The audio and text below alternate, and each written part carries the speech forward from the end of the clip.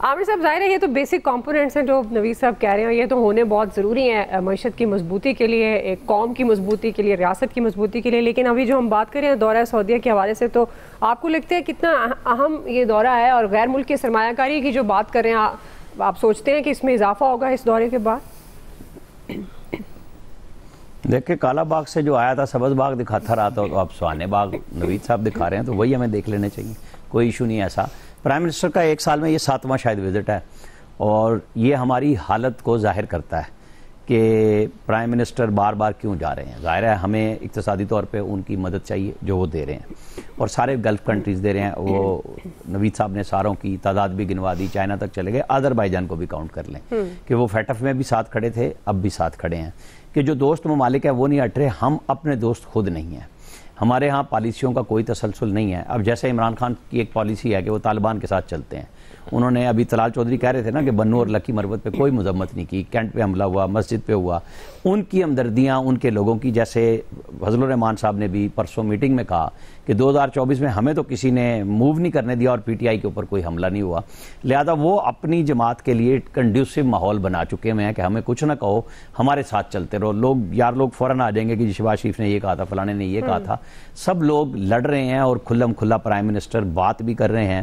ایک جو وہ قرارداد بھی پاس کی گئی جس کی وضاحتیں 2 دن ہو گئے مسلسل علی امین گنڈا پور کر رہے ہیں, جو ابھی طلال کیا آپ نے اور ہم نے پریس کانفرنس بھی دیکھی, انہوں نے وضاحتیں بھی کی کہ وہاں پہ وہ کیا بول رہے تھے اور باہر آ کے کیا ان کا طرز بیان ہے.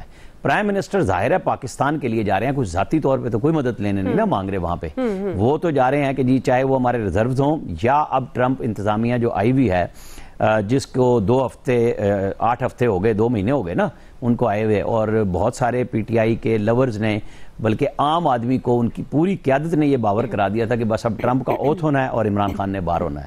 ان سب کے ساتھ بھی مذاق ہوا. کل وہ ان کی انٹرنیشنل کمیٹی بھی توڑ دی گئی, خان صاحب نے اسی لیے توڑ دی نا کہ ان کو بھی جیل میں بیٹھے ہوئے بتایا تھا کہ بس اب ٹرمپ کے آتے ہی سب کچھ ماحول ٹھیک ہے, ہماری فل انویسٹمنٹ ہو چکی ہوئی ہے, لابنگ بھی ہو چکی ہوئی ہے, اور ان سب نے خان صاحب کو دھوکہ دیا, اور اب وہ ان کو خان صاحب کو وہ اپنی پارٹی کے بھی انٹرنیشنل والے اچھے نہیں ملے. تو ایسے میں جب شہباز شریف جاتے ہیں, ظاہر ہے ٹرمپ کے لیے ایک میسج, جہاں ہم نے ایک دہشت گرد پکڑ کے دیا ان کو افغان, اور انہوں نے حکومت پاکستان کا شکریہ ادا کیا, لیکن پریشر تو ہمارے اوپر بہت ہے نا. ان کی پہلی ترجیح ہو نہ ہو, ہم کہیں نہ کہیں تو موجود ہیں نا دنیا میں. نہ انڈیا ہمیں چین سے بیٹھنے دے گا, ہمارے اپنے لوگ نہیں چین سے بیٹھنے دیتے, وہاں بیٹھے ہوئے کھجل ہو رہے ہیں, روزانہ ایک سوال کرا دیتے ہیں, پھر جواب لے لیتے ہیں. چلیں کسی دن تو آئے, میں تو آپ کو کئی دفعہ کہہ چکا اس پہ بھی کہ جس دن وہ بولیں گے تو ہم اپنی اسٹیبلشمنٹ اور گورنمنٹ کا بھی جواب دیکھیں گے کہ کہاں کھڑے ہوئے ہیں. ہونا چاہیے, آ جائے بات, سوال آ جائے. لیکن ایشو یہ ہے کہ پرائم منسٹر کا دورہ بہرحال اس لحاظ سے اہمیت کا حامل ہے. پچھلی دفعہ تو انہوں نے پریس کانفرنس بھی کی تھی سرمایہ کاری کے وزیر کے ساتھ, آج ملاقات بھی کی, اور رات کو ان کی محمد بن سلمان سے بھی ملاقات ہوئی. اس ملاقات کا جہاں اقتصادی طور پہ ہے, وہاں سیاسی طور پہ وہی امریکہ کے ساتھ معاملات ہیں دنیا بھر کے ساتھ, کہ سعودی عرب ہمارا ایک ایسا دوست ہے جس کے لیے ہمارے ریٹائرڈ آرمی چیف بھی جنرل راحیل شریف پاکستان کے جی ایچ کی اور گورنمنٹ آف پاکستان کے این او سی کے ساتھ وہاں موجود ہیں. وہ خود سے موجود نہیں ہیں, کہ ان کی حفاظت کے لیے جو پاکستان کر سکتا ہے پاکستان کر رہا ہے, اور جو پاکستان کے لیے وہ کر سکتے ہیں انشاءاللہ انویسٹمنٹ بھی تیار ہے, وہ ضرور آئے گی, چاہے ہم اسے نہ سمجھے یا ہاں سمجھے, معاملات اسی طرح چلیں گے اور بہتر ہوں گے. جی ایاز صاحب. اچھا, یہ آپ کیسا سوال کرتی ہیں کہ دورہ کتنا ہے؟ میرے حکمرانوں کا ہر دورہ بڑا اہم ہوتا ہے, آپ یقین کریں, کیونکہ یہ سمجھتے ہیں کہ جتنے دورے کر لیے جائیں کم ہیں. ابھی پی ڈی ایم کی گورنمنٹ میں آپ کو یاد نہیں, میرے ایک وزیر خارجہ ہوا کرتے تھے وہ بلاول بھٹو زرداری, وہ پاکستان میں ہوتے ہی نہیں تھے. میرے ان حکمرانوں کا بھی بات چلے تو پاکستان تو یہ آتے ہیں بس حکمرانی شکمرانی کرنے ہیں کہ چلو یار 4 دن لوگوں کو ڈانٹ وانٹ لیں اور چلا لیں کم, باقی ان کا دل وہیں لگتا ہے باہر, یہاں دل ان کا نہیں لگتا. سعودی عرب سے دوستی اور سارا کچھ آپ نے سن لیا, اب میں کیا اس میں ایڈ کر سکتا ہوں؟ وہ اسٹیٹ ڈپارٹمنٹ کی بھی بات ہو رہی ہے, وہ جلیل آفریدی نے پھر وہی سوال کر دیا. اچھا, بڑی دلچسپ صورتحال ہے وہ بھی. وہ جو اس وقت وہ کر رہی ہیں نا, وہ ان کی ترجمان دفتر خارجہ کی, ان کی اسٹیٹ ڈپارٹمنٹ کی, وہ گول مول کر کے نمایاں کر کے جواب دیتی ہیں. وہ نہ کلیئر کٹ کہہ رہی ہیں کہ نہیں جی یہ پاکستان کا اندرونی معاملہ, ہم اس میں نہیں جا رہے, نہ وہ کہتی ہیں کہ پاکستان کو یہ آپ کی بات ٹھیک ہے, پاکستان میں بڑا ظلم ہو رہا ہے, اس کو چھوڑ دینا چاہیے. لہٰذا she is keeping you guessing. दोनों पार्टियों को।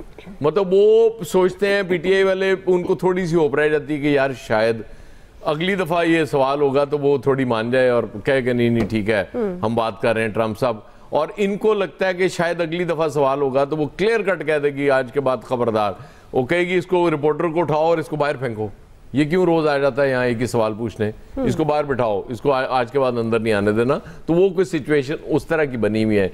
सऊदी अरब के साथ हो या किसी और मुल्क के साथ हो सरमायाकारी, हम जाहिर है हम उसके, वो आमिर ने एक बड़ा अच्छा वो लफ्ज़ यूज़ किया कि हम अपने खुद दुश्मन हैं, इसमें कोई शक नहीं है। दोस्तों को नाराज़ करने में भी हमारा मतलब कोई आसानी नहीं है ना, मुकाबला कर ही नहीं सकता हमारा। और एक तो हमारी पॉलिसीज़ अल्लाह के फजल से वो इतनी फ्लेक्सिबल होती हैं, मतलब कौमें या रियासतें एक पॉलिसी बनाती हैं और फिर उस पर चल रही होती हैं, उसमें थोड़ा बहुत गुंजाइश होती है 19-20 की। यहाँ रिजीम चेंज होती है, हर चीज़ चेंज हो जाती है, एक शख्स चेंज होता है, पूरा लगता है कि वो वाला मुल्क है ही नहीं। और ये आज से नहीं हो रहा, ये पाकिस्तान जब से बना है तब से ही कुछ सिचुएशन हमारी ऐसी ही बनी हुई है।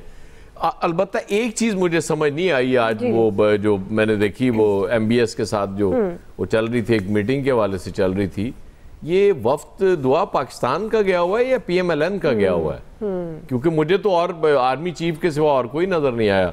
बाकी CM नज़र आई हैं, वो भी PMLN की हैं, उनका ताल्लुक पंजाब से है। डिप्टी प्राइम मिनिस्टर नजर आए हैं, वो भी पंजाब से PMLN से हैं। तो मुसद्दिक मलिक हैं, वो भी PMLN से हैं। तो मुझे ज़रा ये ज़रूर आप उनसे पूछ के बता दीजिएगा कि ये वक्त पाकिस्तान का था या PMLN का था। ब्रेक में कॉल करके पूछते हैं। चलें जी, ब्रेक लेते हैं नाज़रीन, क्विकली ब्रेक से हम वापस आ रहे हैं, कंटिन्यू करेंगे। जी वेलकम बैक नाज़रीन। वज़ीर आज़म का 4 रोज़ा सऊदी अरब का दौरा, जिस पर हम बात करें। शकील अंजुम साहब, आपके ख्याल में सरमायाकारी, गैर मुल्की सरमायाकारी में इजाफे का सबब बनेगा ये दौरा, और आप समझते हैं कितना इम्पोर्टेंट दौरा है ये? दौरा देखिए, जैसे खान साहब ने कहा है कि हुक्मरानों का हर दौरा ही बड़ा अहम होता है और बड़ा अहमियत का हामिल होता है, और हर दौरे के बाद जो है ये बताया जाता है कि बस अभी आई सरमायाकारी और पाकिस्तान के हालात ओवर द नाइट जो है वो तब्दील हो जाएंगे। तो गुजारिश ये है कि तमाम मुल्क जो है वो सबसे पहले अपने बारे में सोचते हैं, और कोई ये कंसेप्ट नहीं है अब इस वक्त जो दुनिया के हालात हैं कि किसी मुल्क की क्या मदद करनी है। अगर पाकिस्तान को किसी मुल्क ने डॉलर्स दिए हुए हैं तो वो उसका इंटरेस्ट भी लेते हैं, कोई मुफ्त में डॉलर नहीं दिए हुए।